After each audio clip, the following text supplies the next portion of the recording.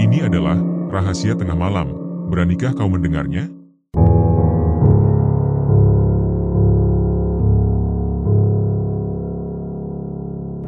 Sejak kecil, Ari sudah menunjukkan ketertarikan yang berbeda dari anak-anak seusianya. Ia lebih senang berkumpul dengan mereka yang usianya lebih tua. Baginya, ada kepuasan tersendiri ketika dapat mengajukan berbagai pertanyaan dan langsung mendapatkan jawaban dari orang-orang yang dianggap lebih berpengalaman.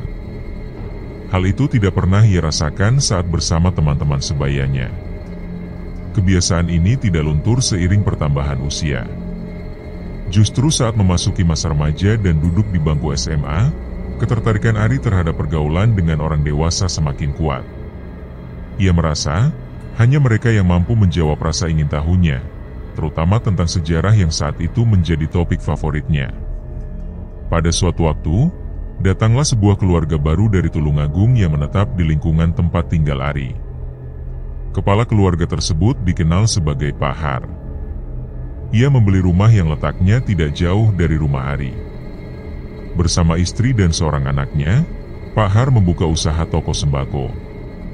Sosok Pak Har dengan cepat menarik perhatian warga, terutama karena kemampuannya dalam bertutur kisah sejarah yang begitu rinci, dari masa kerajaan hingga era kemerdekaan. Setiap malam, banyak anak muda berkumpul di rumahnya untuk mendengarkan cerita-cerita tersebut. Ari menjadi salah satu yang paling antusias dan rutin hadir. Baginya, berkumpul di rumah Pak Har adalah momen yang berharga. Selain dikenal pandai bercerita, Pak Har juga memiliki reputasi sebagai sosok yang dermawan. Meskipun hanya berjualan sembako, ia tak ragu membantu tetangganya yang kesulitan, seperti memberikan beras secara cuma-cuma kepada yang membutuhkan. Sikap inilah yang membuat orang-orang menghormatinya. Karena kedekatan Ari dengan Pak Har, ia pun kerap diminta membantu mengantarkan pesanan ke tetangga. Lambat laun, Ari pun ikut membantu kegiatan usaha Pak Har tanpa adanya ikatan kerja resmi. Namun, seiring waktu, ia mulai menerima upah mingguan sebagai bentuk penghargaan atas bantuannya. Kedekatan antara Ari dan Pak Har semakin erat. Bahkan, ketika Pak Har pulang kampung ke Tulungagung, Ari sering diajak serta. Di tengah kedekatan itu, Ari mulai menyadari adanya hubungan istimewa antara Pak Har dan seorang tetangga bernama Bu Ani. Bu Ani sebenarnya lebih tua dari Pak Har dan telah berkeluarga dengan anak-anak yang telah beranjak dewasa. Suaminya, yang dulunya memiliki toko elektronik di pasar, mengalami kebangkrutan setelah tempat usahanya terbakar. Sejak saat itu, ia beralih profesi menjadi produsen dan penjual kecambah. Sebagai anak muda, Ari tidak terlalu memperhatikan lebih jauh kedekatan Pak Har dan Bu Ani. Ia menganggap kedekatan itu hanyalah bentuk persahabatan semata. Namun, waktu pun membuktikan bahwa hubungan mereka lebih dari sekadar teman dekat. Saat istri Pak Har tiba-tiba meninggalkan rumah dan membawa serta anaknya, Ari sempat bertanya-tanya. Ia masih polos dan belum memahami bahwa rumah tangga Pak Har sedang diterpa badai akibat perselingkuhan dengan Bu Ani. Sejak kepergian istrinya, Bu Ani malah semakin sering datang ke rumah Pak Har. Mereka berdua kerap terlihat bersama, bahkan tanpa sungkan masuk ke dalam kamar. Ari mengetahui hal tersebut, tetapi tidak berani menanyakan secara langsung. Baginya, urusan orang dewasa bukanlah ranah yang layak ia campuri. Seiring waktu, kebiasaan Pak Har membawa Ari keluar kota juga berubah. Ia kerap mengajak Bu Ani dalam setiap perjalanan. Salah satunya adalah saat mereka pergi bertiga ke Yogyakarta dengan menaiki kereta api. Setibanya di sana, Ari diberi kamar terpisah, sementara Pak Har dan Bu Ani tidur sekamar. Hal semacam itu terus berulang hingga lebih dari setahun. Warga kampung pun mulai mencium aroma perselingkuhan yang tak bisa lagi ditutupi. Meskipun merasa tidak nyaman, mereka masih segan menegur, mengingat kebaikan Pak Har selama ini. Namun, ketegasan akhirnya datang dari ketua RT. Ia meminta warga untuk tidak lagi menutup mata. Meski Pak Har dikenal sebagai orang baik, perbuatannya telah mencoreng nilai moral kampung tersebut. Bu Ani pun bukan sosok yang lepas dari tanggung jawab, karena dirinya masih memiliki keluarga. Meskipun begitu, suaminya tampak tak lagi memiliki kuasa dalam rumah tangganya, barangkali karena beban ekonomi yang berat. Pada suatu sore, warga kampung mendatangi rumah Pak Har. Ketua RT secara langsung menyampaikan teguran atas hubungan Pak Har dan Bu Ani yang telah menimbulkan keresahan. Namun, tanggapan yang diberikan Pak Har cukup mengejutkan. Ia menanggapi dengan santai dan menyatakan bahwa seharusnya warga mendukungnya, karena ia telah ditinggalkan istrinya. Ia juga mengklaim bahwa Bu Ani kerap mengeluh karena tak dinafkahi oleh suaminya. Pernyataan tersebut membuat ketua RT seolah terpengaruh, dan warga pun seperti menerima begitu saja penjelasan tersebut. Sejak itu, mereka tidak lagi menegur pasangan tersebut. Belakangan muncul kabar bahwa beberapa tokoh masyarakat, termasuk ketua RT, telah terkena pengaruh ilmu hitam yang digunakan oleh Pak Har dan Bu Ani. Tujuannya tidak lain untuk membuat warga bungkam dan tidak lagi mencampuri urusan pribadi mereka. Usaha sembako yang selama ini digeluti oleh Pak Har mulai menunjukkan tanda-tanda kemunduran. Di satu sisi, hal ini terjadi karena beliau tidak lagi aktif mengurusi usaha tersebut. Perhatian dan waktunya banyak tercurah pada Bu Ani. Mereka berdua kerap bepergian bersama, sehingga tanggung jawab pengelolaan toko sepenuhnya jatuh ke tangan Ari. Namun, Ari sendiri sebenarnya tidak memiliki pengalaman dalam manajemen keuangan maupun pengelolaan usaha. Setiap kali Ari menerima uang hasil usaha, uang tersebut selalu diambil oleh Pak Har. Akibatnya, keuangan terus mengalami defisit hingga pada akhirnya habis begitu saja. Kurang lebih 1 tahun setelah hubungan antara Pak Har dan Bu Ani terjalin, toko sembako itu pun ditutup. Keputusan penutupan itu datang langsung dari Pak Har. Di masa itu, Ari sedang tidak memiliki pekerjaan tetap dan selalu mendampingi Pak Har kemanapun pergi. Ketika Pak Har memiliki gagasan baru untuk memulai sebuah usaha bersama Bu Ani, Ari pun memberikan dukungannya sepenuhnya. Pak Har dan Bu Ani merancang sebuah rencana usaha percetakan. Mereka melihat potensi lokasi yang strategis, mengingat kampung tempat tinggal mereka berada tidak jauh dari sebuah kampus. Namun, untuk mewujudkan usaha tersebut, mereka memerlukan modal yang besar. Pak Har kemudian memutuskan untuk menjual rumah miliknya yang berada di Tulungagung beserta sawah-sawah yang ia miliki. Hanya berselang 2 bulan sejak keputusan itu dibuat, dana dari hasil penjualan pun terkumpul dan digunakan sebagai modal usaha. Seluruh perlengkapan usaha sebenarnya telah disiapkan. Usaha percetakan itu tinggal dibuka. Namun, usaha tersebut tak kunjung dijalankan. Hal ini menimbulkan tanya dalam benak Ari. Setelah mencoba mencari tahu, barulah ia mengetahui bahwa masih ada 1 tahapan yang belum dilakukan oleh Pak Har, yakni melakukan sebuah ritual di Gunung Kemukus. Ari tidak tahu menahu soal Gunung Kemukus, apalagi mengenai jenis ritual yang akan dilakukan di sana. Ia hanya menuruti ajakan Pak Har dan diminta untuk ikut serta agar bisa melihat sendiri apa yang akan dilakukan. Mereka pun menunggu datangnya sebuah hari yang dianggap keramat, yakni malam Jumat Pon di bulan Suro. Ketika malam yang dinanti tiba, mereka bertiga berangkat menuju Sragen, tempat Gunung Kemukus berada. Sesampainya di sana, Ari menyaksikan keramaian yang cukup luar biasa. Banyak peziarah berdatangan. Ketika Pak Har, Bu Ani, dan Ari tiba, mereka didatangi oleh seorang pria berpenampilan mencolok. Pria itu mengenakan kemeja dan topi, serta memiliki banyak cincin batu akik di jari-jarinya. Pria ini tampaknya bukan kuncen resmi, melainkan semacam perantara atau makelar ritual pesugihan. Pak Har pun mengikuti arahan dari pria tersebut, dan Ari turut serta di belakang mereka. Hal pertama yang dilakukan adalah membeli kembang 7 rupa. Setelah itu, mereka menyerahkan sejumlah uang sebagai mahar. Prosesi dilanjutkan dengan mandi kembang di sebuah sendang atau pemandian umum. Saat itu menunjukkan pukul 11 malam, dan banyak orang lain yang juga melakukan prosesi serupa. Selesai mandi, mereka menuju sebuah makam. Ari tidak tahu siapa yang dimakamkan di sana, hingga akhirnya mengetahui bahwa makam tersebut adalah makam Pangeran Samudra dari Majapahit. Di tempat itu, Ari ikut masuk dan menyaksikan seorang kuncen membacakan doa-doa dengan cepat, memadukan bahasa Arab dan Jawa, sambil membakar kemenyan. Ari tidak memahami sepenuhnya isi doa karena cara pembacaan yang cepat dan samar. Setelah itu, kembang yang sudah dibawa tadi diserahkan kembali kepada Pak Har dan Bu Ani. Mereka diminta menaburkannya di atas makam sambil mengucapkan permohonan masing-masing. Ari tidak mengetahui isi doa atau keinginan yang mereka panjatkan karena ia menunggu di luar. Usai ritual itu, mereka bertiga berpindah ke tempat lain.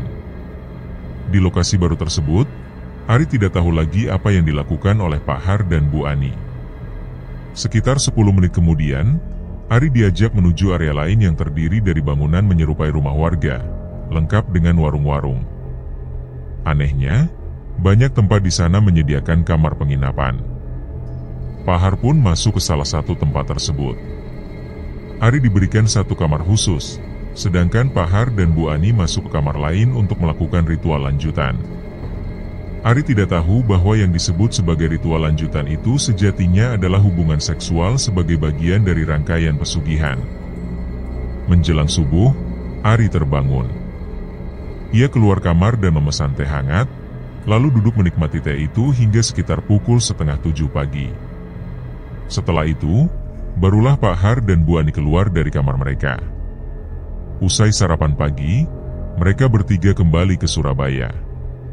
Dalam perjalanan pulang, Pak Har dan Bu Ani bercerita bahwa ritual ini harus dilakukan sebanyak 7 kali, sementara mereka baru menyelesaikan 1 kali. Masih ada 6 kali ritual yang harus dijalankan agar usaha mereka benar-benar bisa dimulai. Mendengar hal itu, Ari pun bertanya-tanya dalam hati apakah mereka akan kembali lagi ke tempat itu. Namun, ia tetap menuruti keinginan Pak Har dengan harapan agar usaha yang direncanakan bisa segera dijalankan tanpa harus menunggu lebih lama. 2 hari berselang, Ari kembali diajak menuju Gunung Kemukus. Perjalanan mereka dimulai lagi dari Sragen. Dalam benaknya, Ari mulai mempertanyakan alasan di balik perjalanan yang dilakukan berulang kali ini. Ia merasa heran, mengapa tidak dilakukan sekaligus saat itu juga. Perjalanan bolak-balik yang melelahkan dan tentunya menambah biaya ini terasa tidak efisien.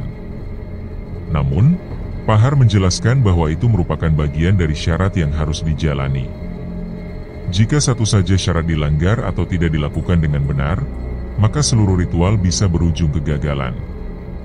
Ari pun tak kuasa membantah, hanya mengangguk pasrah menerima kenyataan bahwa semua ini harus dijalani demi hasil yang diinginkan. Setibanya di lokasi, Pak Har dan Bu Ani melakukan hal yang sama seperti sebelumnya. Mereka membeli bunga 7 rupa, kemudian menuju suatu tempat untuk mandi kembang sebagai bagian dari persiapan ritual. Setelah mandi, ritual dilanjutkan lagi dengan kegiatan yang sama, yakni hubungan seksual sebagai bagian dari prosesi. Sementara itu, Ari kembali dibiarkan sendiri. Pada ritual kedua ini, Ari sengaja tak tidur hingga lewat tengah malam. Ia memilih keluar dan menuju warung terdekat untuk memesan kopi. Sambil menikmati kopi hangat di suasana malam, pandangannya tertuju pada sosok dari kejauhan yang tampak mencolok. Sosok itu terlihat mengenakan pakaian compang-camping, dengan rambut gimbal dan wajah yang kotor. Sosok tersebut tampak menggaruk-garuk kepala, dan meski pada awalnya tidak menoleh ke arah Ari, tak lama kemudian tatapannya tertuju pada Ari, seolah meminta sesuatu. Ari lalu melambaikan tangannya untuk memanggil orang tersebut. Dengan langkah tergesa dan penuh semangat, sosok itu menghampirinya. Ari meminta pemilik warung menyiapkan makanan untuk orang tersebut. Tanpa ragu, pria itu menyantap makanan dengan lahap, menggunakan tangannya yang kotor. Bahkan ketika Ari menyarankan untuk mencuci tangan terlebih dahulu, pria itu tampak mengabaikannya. Sambil menyantap nasi yang berceceran kemana-mana, pria itu berbicara dalam gumaman yang sulit dipahami.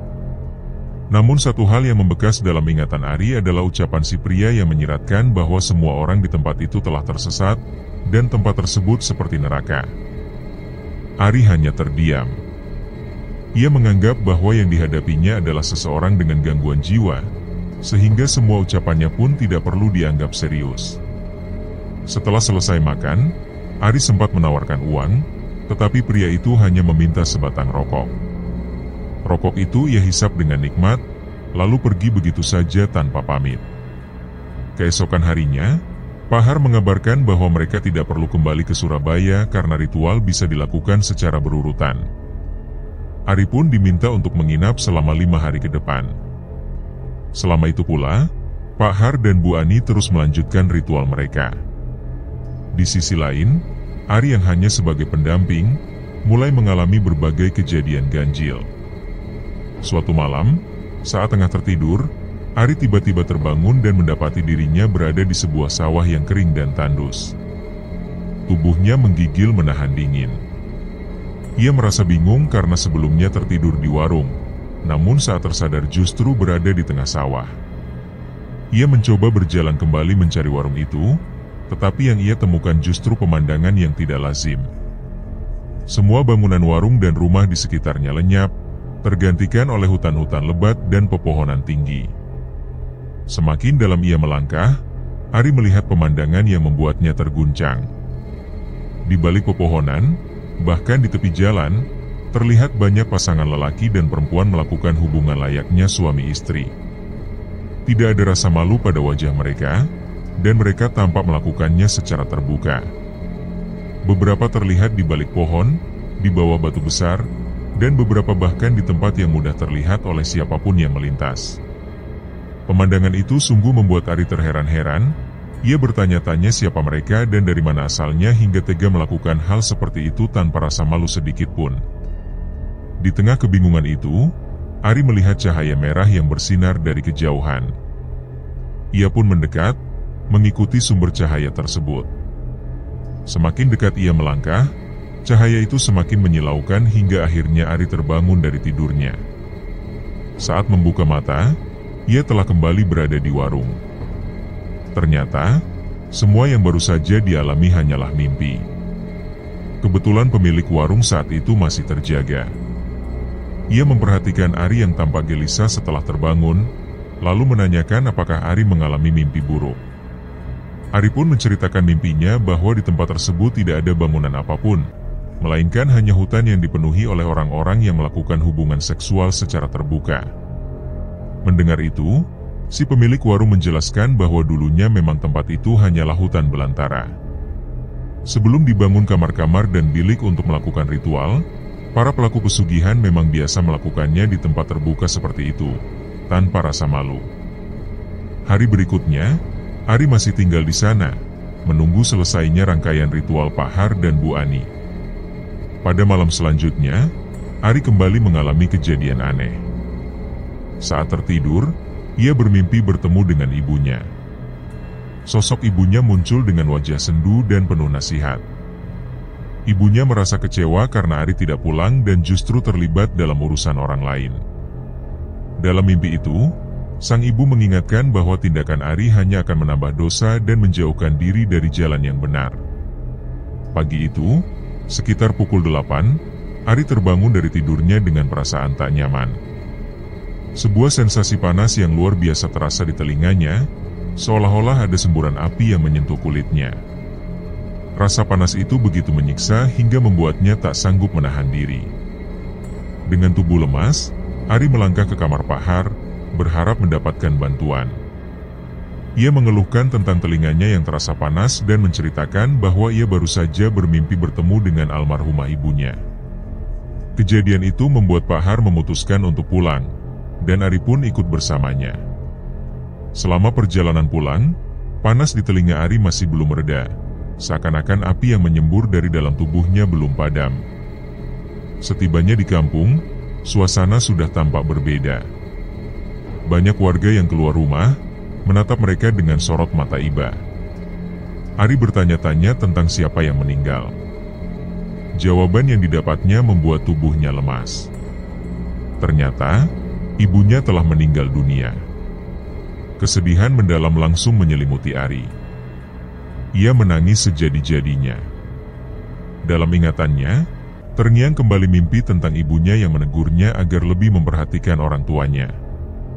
Penyesalan pun mulai menggerogoti batinnya. Ia menyadari betapa selama ini terlalu larut mengikuti urusan Pak Har dan Bu Ani, dua orang yang tengah terlibat dalam hubungan terlarang. Penyesalan itu kian dalam ketika mengingat bahwa sang ibu sedang sakit dan ia tidak berada di sisinya di masa-masa terakhir. Di depan jenazah ibunya, Ari kembali menangis terseduh. Penyesalan menyatu dengan rasa kehilangan yang tak terelakkan. Setelah proses pemakaman selesai, Ari memutuskan untuk menjauh dari rumah Pak Har. Ia tidak tahu secara pasti apakah Pak Har dan Bu Ani melanjutkan ritual-ritual yang biasa mereka lakukan. Namun, ia yakin keduanya pasti akan kembali ke Sragen untuk menyelesaikan ritual pamungkas yang belum mereka jalankan. Meski begitu, Ari sudah tidak ingin tahu lebih jauh. Beberapa hari kemudian, Pak Har datang menghampiri Ari. Ia mengabarkan bahwa tokonya sudah hampir siap dibuka dan mengajak Ari untuk mulai bekerja bersamanya. Dalam hati, Ari sempat ragu apakah harus melanjutkan pekerjaan itu atau tidak. Namun, karena saat itu ia belum mendapatkan pekerjaan lain, ia akhirnya memutuskan untuk menerima tawaran tersebut. 2 hari setelah Ari mulai menjaga toko, Pak Har berpamitan. Ia berkata bahwa hendak kembali ke Gunung Kemukus untuk mengadakan acara syukuran karena usaha yang mereka rintis dianggap telah berhasil. Menurut kepercayaan Pak Har dan Bu Ani, jika usaha mereka mengalami kemajuan, maka mereka harus kembali ke Gunung Kemukus untuk menggelar acara tasyakuran berupa makan bersama dan pemotongan tumpeng. Ari hanya mengangguk, walau dalam pikirannya sempat timbul kebingungan karena usaha itu baru berjalan 2 hari. Ia merasa semua itu aneh, tetapi memilih tidak ambil pusing karena merasa bukan urusannya. Seiring waktu, usaha Pak Har menunjukkan perkembangan yang cukup pesat. 6 bulan berlalu sejak Ari mulai menjaga toko itu, dan ia mendapat tawaran pekerjaan yang lebih baik dari seorang teman. Tanpa ragu, Ari menerima tawaran tersebut dan mulai bekerja di tempat baru. Sejak saat itu, ia tidak lagi mengikuti perkembangan toko milik Pak Har dan Bu Ani. Beberapa bulan kemudian, Ari yang hendak membeli makanan secara tak sengaja melewati toko Pak Har. Ia memperhatikan bahwa lampu di dalam toko padam, namun pintunya terbuka. Ia merasa heran karena biasanya jika toko tutup, pintu utama akan dikunci. Ia mendengar dari pedagang di sekitar bahwa toko tersebut memang terlihat seperti tak berniat buka. Waktu terus berjalan, dan 3 bulan setelahnya, Ari mendengar kabar bahwa Bu Ani sakit cacar. Namun, penyakit yang diderita Bu Ani berbeda dari cacar biasa. Luka-lukanya mengeluarkan nanah yang sangat busuk. Masyarakat sekitar yang sudah tahu perilaku buruk Bu Ani dan Pak Har merasa enggan menjenguknya. Akhirnya, Bu Ani dibiarkan begitu saja. Seminggu setelah kabar itu, Bu Ani meninggal dunia. Ia dimakamkan dengan sederhana. Dan sejak saat itu, Pak Har tak pernah lagi terlihat di rumah. Ia lebih sering berada di toko, dan tidak diketahui apa yang ia lakukan di sana.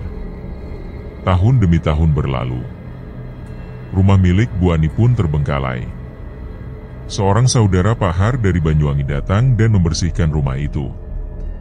Ia berencana untuk menjualnya karena sudah lama tidak dihuni. Sementara itu, Ari sendiri tidak mengetahui keberadaan Pak Har.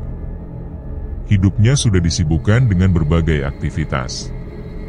Hingga akhirnya ia menikah dan membangun rumah tangga, kabar tentang Pak Har benar-benar hilang dari kehidupannya.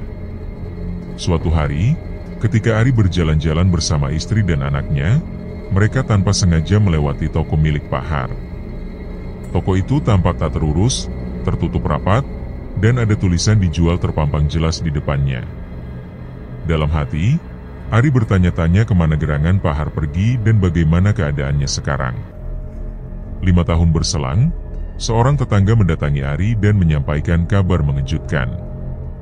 Ternyata, Pak Har saat ini dirawat di rumah sakit jiwa. Ari sangat terkejut mendengar kabar itu. Ia tak menyangka bahwa orang yang pernah begitu aktif kini berada di tempat seperti itu. Ketika ia menceritakan hal tersebut kepada istrinya, sang istri menyarankan agar mereka menjenguk Pak Har suatu saat nanti. 3 hari kemudian, Ari pun memutuskan untuk mengunjungi rumah sakit jiwa itu. Di sana, ia bertemu dengan salah satu saudara Pak Har yang kebetulan juga datang menjenguk. Ari tak menyia-nyiakan kesempatan untuk bertanya tentang kondisi Pak Har.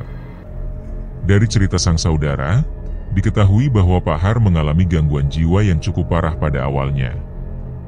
Namun, keadaannya kini mulai membaik dan sudah bisa diajak berkomunikasi. Menurut penuturan sang saudara, gejala gangguan jiwa Pak Har muncul secara tiba-tiba. Pak Har seringkali terlihat berbicara sendiri dengan suara keras, bahkan berteriak-teriak tanpa alasan yang jelas. Warga yang tinggal di sekitar tokonya mulai merasa resah karena perilakunya kian meresahkan. Ia kerap merusak barang-barang milik warga, membuat suasana di lingkungan tokonya menjadi tidak nyaman. Karena kondisi tersebut, saudaranya akhirnya turun tangan dan membawa Pak Har kembali ke desa asal mereka. Namun, gangguan pada jiwa Pak Har justru semakin memburuk. Di desa, beberapa tetangga bahkan mengaku sering melihatnya memakan bangkai binatang yang ditemukan di sekitar lingkungan. Perilaku ini membuat warga semakin khawatir dan keluarga pun tak punya pilihan selain membawa Pak Har ke rumah sakit jiwa. Setelah melalui beberapa rujukan, akhirnya Pak Har dirawat di rumah sakit jiwa yang berada di Surabaya. Ketika Ari dipersilakan masuk ke ruang perawatan, perasaannya campur aduk.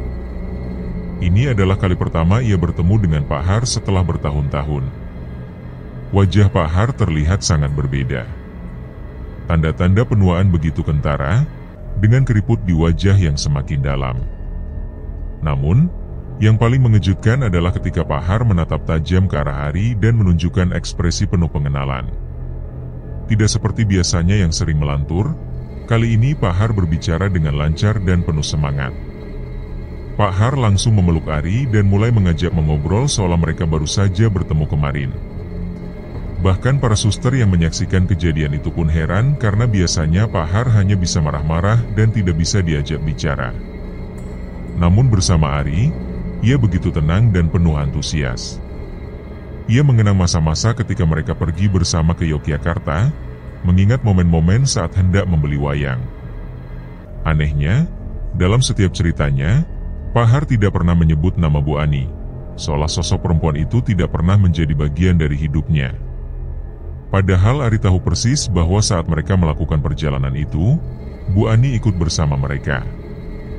Hal itu membuat Ari berpikir, mungkinkah kenangan tentang Bu Ani sengaja dikubur oleh pikirannya sendiri? Ari hanya mendengarkan, membiarkan Pak Har mengisi ruang di antara mereka dengan kisah-kisah lama yang entah mengapa justru tidak lagi menyebutkan tokoh yang dulu begitu penting dalam hidupnya.